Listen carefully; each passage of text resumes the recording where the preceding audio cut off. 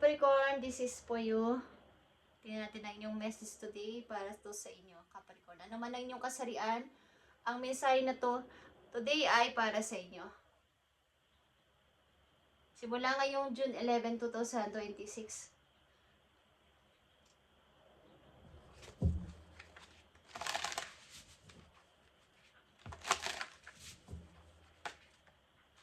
Okay. Yeah. Nagpapakita siya, guys. Parang ilan sa inyo ay may mga sama ng loob sa mga taong nang iwan sa inyo. Okay, guys. So, let them go, guys. Let them go. Huwag nyo na silang pansinin kung kayo iniwan nila. Okay? Something, ito ay family tree. May kinalaman sa relatives, family. Maraming nang iwan sa inyong pamilya nyo at tinatanong nyo minsan ang Diyos, si God, paano ba maging masaya? Ano ba yung totoong kasiyahan? Okay, guys, kahit ano pa sama ng loob nyo at inis nyo, okay, at maraming mga nanakit sa inyong puso sa mga nakaraang taon sa buhay nyo, napag-iwanan man kayo, iniwan kayo ng mga taong inyong natulungan at minahal, no, lalo na kung kayo ay meron kayo naiitulong, naiibigay, naisupport at kung wala na is iniwan nila kayo sa kawalan is bayaan nyo na sila, guys. Okay? Let them go. Huwag kayong mag-time ng galit at sisihin ang sarili. Okay? Ang mahalaga ay yung sa ngayon. Capricorn, message for you. Kayo ay mag-relax, guys. Ano man ang inyong kasarian, edad, is you can your all strives. Magsaya kayo at ipakita ninyo na kayo ay still young. Ano man ang inyong edad. Huwag kayong magmukmuk sa bahay. Huwag kayong maboring. Sapagkat nagawa nyo naman ang part nyo. Kung ano man ang edad nyo sa ngayon, marami kayong natulungan, marami kayong nagawa ng kabutihan sa kapwa ninyo. Is tama na yon. Ang mahalaga ay yung kayo mag-enjoy sa ngayon sa inyong sarili at mahalin ang inyong sarili. Magbigay ng tamang oras sa sarili, guys. Okay, tingnan natin. Para to sa mga Capricorn, sa amang bansa kayo andun, guys, is shout out sa inyong lahat. Maaaring may nagpapalipad hangin sa inyo, guys, na medyo bata sa inyo. Maaaring pabiro-biro, pero nagpapahiwatig. Okay? So, tingnan natin, Capricorn. Nakita nyo tong wings? You never needed those wings to fly. Hindi nyo naman kailangan ng mga backup. Hindi nyo kailangan ng mga katulong para kayo ay umangat sa buhay. Magningning again. Hindi nyo kailangan sila. Dahil kaya nyo naman. Kaya nyo maging sikat. Kaya nyo namang ang sarili ninyo. Kaya nyo i-approach ang sarili nyo sa iba. Hindi nyo kailangan ng approval ng ibang tao. At back up nila. Na i-build up kayo sa iba. Para kayo maging makilala or yan si Capricorn, yan si Capricorn. Hindi na kailangan yon dahil kaya nyo naman. Kaya nyo ang kahit anong gawin nyo sa buhay. At hindi nyo sila laging dapat hinga ng advice o ng approval. Guys, okay? Wings is here. You never needed those wings to fly. Tignan natin to. Andito ang Two of Swords. May kaguluhan sa inyong isip sa kasalukuyan, guys. Decision or mga sasabihin. Speak. Nahirapan kayo magdesisyon, mag-choose something, at magsalita ng katotohanan or magdesisyon na yan na yon, ikaw na yon, or ano man ang sitwasyon nyo, guys, is nahirapan kayo. So may pagtatalo sa inyong pamilya pag minor na pag-usap-usap about family problem ito. Guys, family problem. May mga humingi dito ng advice, something na mayroong kaguluhan sa ganito, sa ating tahanan, sa ating relasyon, sa aming relasyon. So, kaya dito yung inyong pananahimik. na huwag kayong magbigay ng komento o ng advice muna. Something nakikiramdam kayo, sino ba ang papalikan ko? Sino ba ang tama dito? So, andito na ang Ace of Swords. After ng inyong pananahimik, andito yung paglabas ng katotohanan. Andito yung pagtingin nyo sa tama lang. Okay? Andito yung alam ko ang nangyayari sa paligid. Okay? Alam ko ang ginagawa ko. At nandito ang Queen of Wands as you, or meron kayong kaibigan, kapatid, na yung posisyon niya sa inyong tahanan ay napakatigas ng loob ng tao na to. May strong personality. At napakahirap niyang i-approach. Napakahirap niyang i-please. Okay? But ang person na to ay napakabait. Okay? Palagi lang siyang tahimik at ayaw niyang lumalapit. Pero andito yung kanyang pagiging independent. Behind the scene, ang person na to ay tumutulong sa kapwa kahit hindi sinasabi. Okay, Capricorn, maaaring ikaw din ito sa Queen of Wands na mayroong napaka-strong na personality. Maaaring kayo ay ate sa inyong pamilya o kayo ay may kinalaman dito sa, kumbaga, may kailangan ditong isolve na problema sa inyong pamilya na hinihingan ka ng payo o ng pagdedesisyon. Okay guys, sa mga Capricorn nandito. At kung hindi ikaw ito, merong Leo energy sa inyong chart, Capricorn, na maaaring tahimik lang. Ayaw niyang, gusto niyang siya ay lapitan nyo kung kailangan nyo ng tulong. Okay? May problema kayo sa inyong family. Guys, tingnan natin dito, Capricorn. So, hindi mo naman kailangan ng backup na ibang tao at sino man, kaya mo din namang tumayo sa sarili mga paa sapagkat, okay guys, sa mga pilosopo dyan. Something, okay. Yeah. Tingnan natin to. Capricorn, mayroon na problema lang to sa family, but may survive mo to. Maring din kayo ay nag-restart sa buhay, something pag sisimula ulit sa umpisa. Mukhang nawalan kayo ng trabaho, ilan sa inyo, o nawalan ng pagkakakitaan, at nag-uumpisa pa lang na mag-ipon ulit, magtrabaho, mag-ipon, at walang masyado pang ipon. Okay? Ten of Wands, may mga responsibilidad kayo guys, but sad to say, may big opportunity dito. At dreams come true ito. Dream come true, guys. Sa dami nyo mga responsibilidad, is andito pa rin yung pag-asa na mayroong magandang mangyayari sa inyo.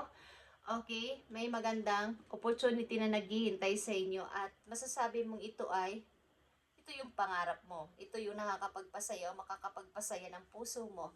So, maaaring kayo ay nag-iipon at kakaumpisa nyo pa lang sa trabaho.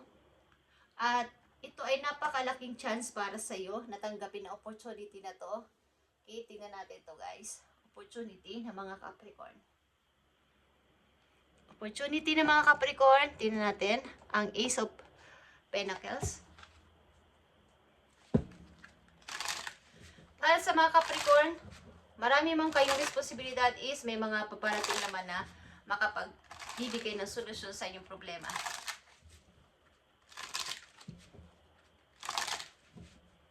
Okay. Ace of Pentacles. Yeah, guys. Three of Cups ito. Ito ay good news sa paparting sa inyo. Maaaring may mga makikilala kayong tao na magbibigay ng good news about sa opportunity na to, Capricorn. More information para dito sa Queen of Wands. Sino to sa buhay ng mga Capricorn? Sino ang Queen of Wands sa buhay ng mga Capricorn? Tingnan natin, guys. Okay. Nine of Swords, and the Six of Wands.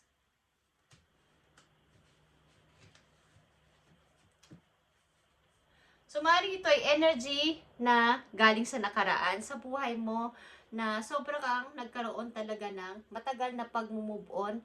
But, sad to say, di nila akalain na ikaw ay bumangon mula dito, kaya dito ang Ace of Swords, at naging matatag sa buhay. Okay? Naging independent at natutong maging matigas. Pinapakita mo sa nakakarami na ikaw ay busy, pinapakita mo ikaw ay matigas, matapang, at may paninindigan. At nakita mo yung resulta nito after ng mga matagal mong pagka-stuck sa sitwasyon na yung kinalagyan. Maaring problema sa buhay mag-asawa, buhay pamilya is nandito. At ito ay may kinalaman sa family tree, katulad ng una ko sinabi.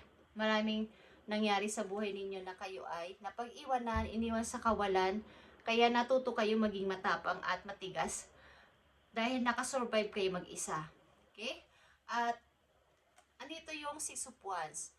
After ng napakahaba ninyong pagtitiis at pagka-stuck sa sitwasyon na to, is napanalunan nyo to. Kumbaga, tagumpayan nyo tong sitwasyon na to, ang problema na to, responsibilidad na to, nakaahon kayo dito at natuto kayo maging independent. Natuto kayo maging strong. Naging matapang sa buhay, sa hamon ng buhay. At kahit sino makilala ninyo, ma-encounter ninyo na mahirap man o madaling taong makasama, is kaya nyo pakisamahan at i-handle ang sitwasyon sapagkat kumbaga meron na kayong na-experience sa inyong mga maraming taon sa buhay ninyo. Okay? So, ikaw ito as a Queen of Wands, nagkaroon ka dito ng hindi naman pusong matigas. Kumbaga, natutong maging matapang sa hamon ng buhay. Hindi na basta-basta natitinag. At kahit na walang tumulong o mayroon man tumulong, is andun yung inyong pagbangon. At lagi nagsusurvive. Hindi nawawala ng pag-asa. Okay, Capricorn. May kilala ba kayong Gemini sa inyong chart, guys? Happy birthday sa kanila. Tingnan natin itong inyong message pa, Capricorn. Magtatagumpay kayo dito at masasabi ninyong kayo ay kumbaga unti-unti yun ang natutupad ang inyong pangarap. Tingnan natin ang inyong pang message about dito sa inyong sitwasyon. So, andito ang Princess of Arrows, guys.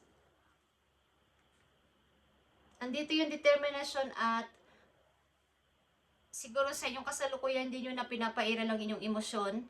Okay? Natuto na kayong huwag makinig sa drama ng iba, mga emosyon ng iba. Baga, trabaho is trabaho. Okay? Wala na akong pakialam sa mga drama ninyo. Andito ako para magtrabaho. Okay, Six of Wands is here. Natutong lumayo at makita ang daan papunta sa pagtatagumpay at pagtupad sa pangarap. May dalawa ka dito ang Six of Wands. Actually, okay, Capricorn. At sacrifice is here. Something na may nang iwan din sa inyong tao. May iniwan kayo o iniwan kayo o nang iwan kayo. Okay? May umalis sa inyong buhay na taong minahal ninyo. But andito yung sacrifice. At kahit anong pigil ninyo, hindi naman nagpapigil, umalis kahit ayaw nyo, is okay lang. At nakasurvive ka dito. Natuto kang huwag masyadong magbigay na ng emosyon about sa pag-ibig. At natuto ka ng maaring sa pera din is kayo ay nag-iimpok na, natuto na kayong gumastos sa tama lang at iniingatan nyo ang inyong sahod, iniingatan nyo ang inyong ipon sapagkat nag-uumpisa kayo sa ngayon sa ulit. O ba? Kumbaga is yung hindi kasi nataas, hindi rin nababangin yung money sa kasalukuyan. So, nakikita ninyo ang pagkakaiba nito sa mga taon na nangyari sa buhay ninyo at natuto na kayong itago ito. Okay? natuto na kayo mag-impok. Ilan sa inyo? Maaari ring napaka-overprotective nyo sa inyong mga anak at ayaw ninyong, kung kayo may anak sa dati ninyong nakasama sa buhay at wala na kayo ng person nito, andito yung protection. Okay? Dito yung pag-protection nyo sa inyong anak na wag mapuntahan o wag man lang mahawakan ng tao na to na inyong baga minahal nyo pero kayo ay sinaktan.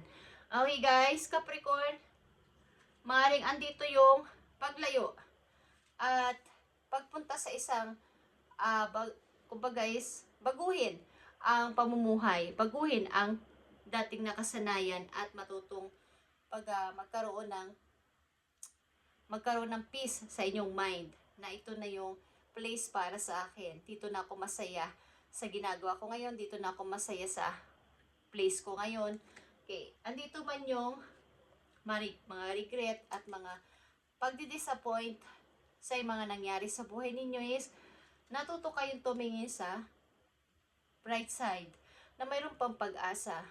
Okay, Capricorn, thank you and God bless sa inyong lahat guys. At maaaring masalimot ang inyong nakaraang mga taon sa buhay, but ups and down guys ang sitwasyon ninyo.